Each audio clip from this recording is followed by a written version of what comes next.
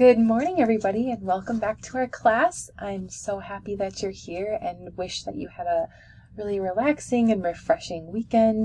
Maybe you got outside, maybe you got to visit with family or friends, or just have some quiet time to yourself. I hope that it was rejuvenating and that you had a great Unit 2 last week where you were thinking a little bit about starting to think about place. We read Dina Mengestu, began to write some responses and post a second Google site, not page, but just sort of a new, a new page on your sites. And I'm currently going through those. You did sort of a close reading from Home at Last and connected that reading to your own personal experience. And the reason why I had you do that was because this week we're going to be working on our first project, drafts, which are going to be reflections on your community. And so you can draw certainly from the work that you did last week and bring that into your draft for this week. I hope that none of our work in this class is redundant, so everything will kind of build on the next project, and so you're not having to do too much busy work. It's more just sort of building blocks into sort of a greater creation.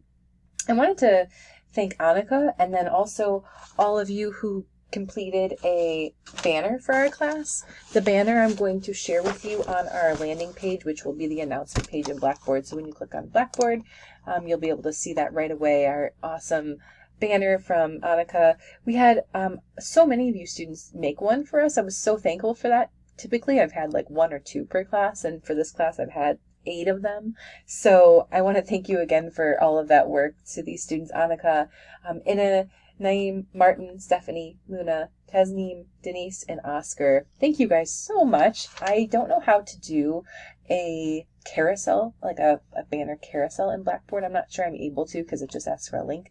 Otherwise, I would have them sort of rotating. But what I will do is I'll put a new one up at the start of every week. So I'll make sure to acknowledge the banner by you, and I will change them weekly. So please look for those, and thank you so much. I think it's so nice to have all of your faces in one place. I think it's great to sort of build the sense of community in this asynchronous class, that we are all here together, that we're going to be working with each other each week. We're going to be responding to each other each week, and we get to grow as writers and readers together each week. So here we all are. Welcome back. Let's dive into Unit 3. Each unit in our class will build on the previous unit, so it's always great to have just a brief recap.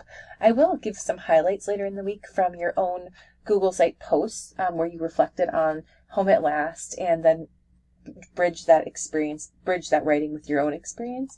A few things I wanted to point out though in this reading, and things you probably already have written about, I just haven't gotten to all the posts yet, is just some of the strategies that this writer uses to be an effective and compelling writer. What are some things that you can do in your own writing that might help us emphasize certain parts of our writing? So Dina Mengestu is talking about this idea of home, right? So that's part of the title here.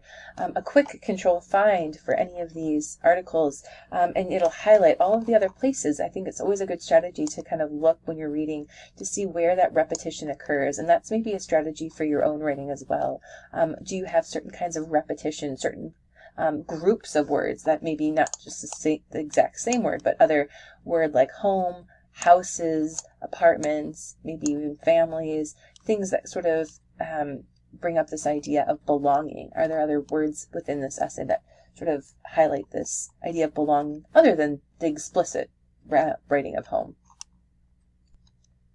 Something else we should notice too is that this writer talks specifically using prepositions whenever a writer puts quotation marks around. It's sort of a signal, like to pay really close attention to what those words mean, right? I simply am Ethiopian without the necessary from that serves as the final assurance of our identity and origin. So it's always really important to kind of look carefully at how the language is working. Here, this is a preposition from, and so is to. Are there other places in this essay where to and from, for example, stand out? Are there other places that sort of highlight a difference in place? So in the beginning of this essay, it's actually broken up into 2 pieces. The first piece is the sort of living at home with his family. He begins by saying at 21, I moved to Brooklyn, but that's not where he begins, right? He talks about his family life in Peoria. He talks about this whole history. So he works from the present backwards, and that's sort of interesting too in terms of ordering language. But then you'll see here, he's talking about what his family had done, what his family had sacrificed to come to the United States. And then there's this huge gap in his writing, and then actually that gap is sort of published as well. There's a big gap in space which sort of separates time, right? Time and geography. So also thinking about how your writing looks visually. It's always great to as a strategy to visually sort of lengthen or shorten or set apart parts of writing. So that's another thing to think about and maybe apply in your own writing, where how is it ordered? What is it dictated by in terms of, is it chronological order that you're going to write about? Are you going to talk about experiences in the past? Are you going to be reflective from the past to the present or the present to the past? Thinking about ordering, and then also how do we separate those experiences so that our reader understands a movement not only of time but of space. This is an essay punctuated by movement, by watching, by walking and traveling, also about the familiar and the strange. And so I'm not going to be able to give the fullest recap here. I only have a 15-minute window to record this presentation, but I will highlight it later in the week more specifically. I just wanted to share that one part that I always think is so fascinating is when he has this idea to have a Kensington night. He said, I'd really like to have this this party, and I'd like to invite these people and have this kind of food, and it's in this paragraph here. I would like to have a Kensington night for the handful of new friends, and this is what we're going to have. And one of the things that I think is so interesting about this, and you're like, oh, this will be a great idea. I really like, I'm sure he'll love to have this kind of a party. But then he says, I never hosted a Kensington night, however, no doubt in part because I had established my own private relationship to the neighborhood, one that could never be shared with others in a single evening of cheap South Asian food and beer. So have you ever, in your writing, imagined, talked about yourself imagining something happening and not happening? So raising the specter of an event and then saying, no, never mind. This sort of tells a lot about how I feel about my area, how I would imagine home to be, but then I didn't actually do it. So what's the sense of sort of raising a hypothesis and then making it null and void? I think that was sort of a really creative strategy there. So please revisit Home at Last. As we enter Unit 3, we're going to be beginning a unit on community needs, which is just an extension of how we've been thinking about our place in communities from last week. Here's our course objectives that we'll be focusing on this week. And I've updated our calendar. You can always find the current week by just looking for the bold. I always make the bold, the week that we're on, bold so you can see it. Thanks, Annika, for the class banner. Thanks for watching this introductory video. And please review your community needs reflection assignment prompt and begin drafting. This week we're going to be starting our first draft. I have the whole prompt here. I'll explain it to you, and you have all week to start drafting.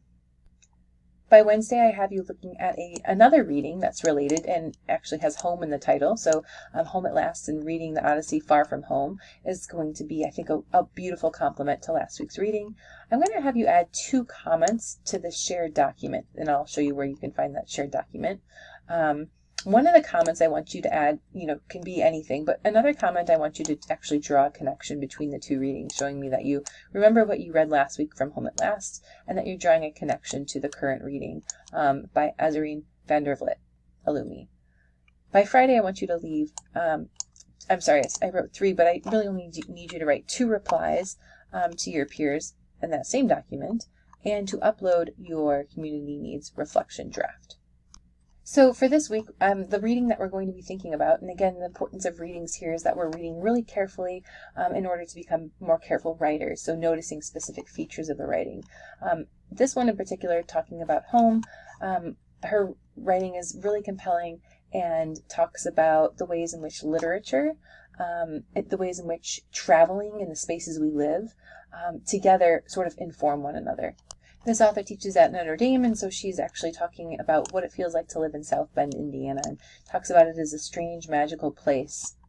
This paragraph really spoke to me, especially given this weekend in the warm weather. She said, here in South Bend, the sun appears sparingly in the winter. When it makes a rare appearance, people rush out of doors in droves. They stick their faces in the light, breathe the fresh air, shake off the stale, sooty climate of their homes.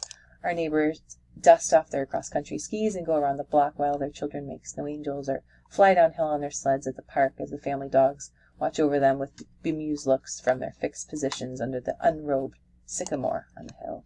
So what's going to be really interesting about this reading is that Azurine talks about her experience of home, also as an immigrant traveling and living in many different countries, and her first experience reading Homer's The Odyssey. You do not have to be a Greek myth hero or a Greek myth familiar with Greek myth. I think it's just going to be fun to read about how she reads the Iliad and the Odyssey, just very briefly on the surface level, just knowing that the Odyssey is attributed to Homer. It's one of the oldest existing works of literature, still widely read by modern audiences, divided into 24 books. Mostly what's important for this essay is that it follows a Greek hero named Odysseus, who's king of Ithaca, and he journeys home after the Trojan War, and after the war, which lasted 10 years, his journey lasted for an additional 10 years, during which time he encounters many perils and all his crew mates were killed. In the absence of Odysseus, who was assumed dead, and his wife Penelope and their son Telemachus had to contend with a group of unruly suitors who were competing for Penelope's hand in marriage. So really the Odyssey is a text about finding home, about traveling, about being abroad and having a struggle to find that place. And so she uses that as a sort of metaphor for discussing and describing the way that she feels and experiences spaces and places, especially in South Bend, Indiana. As you're reading, I'd like you to leave 2 comments.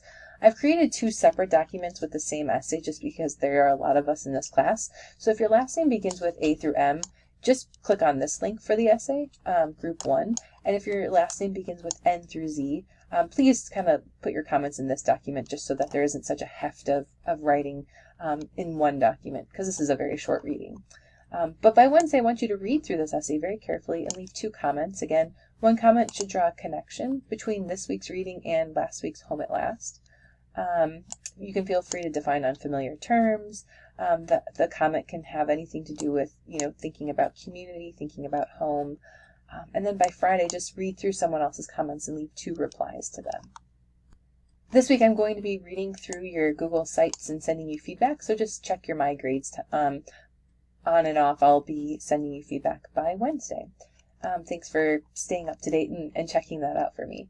Finally, by the end of the week, I want you to start drafting. And remember, in this class, drafts are worth as much as the final revised draft. So really what I want you to do is to just dive right in, start having some fun, and remember that the readings that we're using this week are models for how you can complete your own writings. I have 3 sort of student sample writings here, just in case any of you want to see how another student has taken on this project, but you don't have to look at them because I'm totally okay with you doing something different than what these are.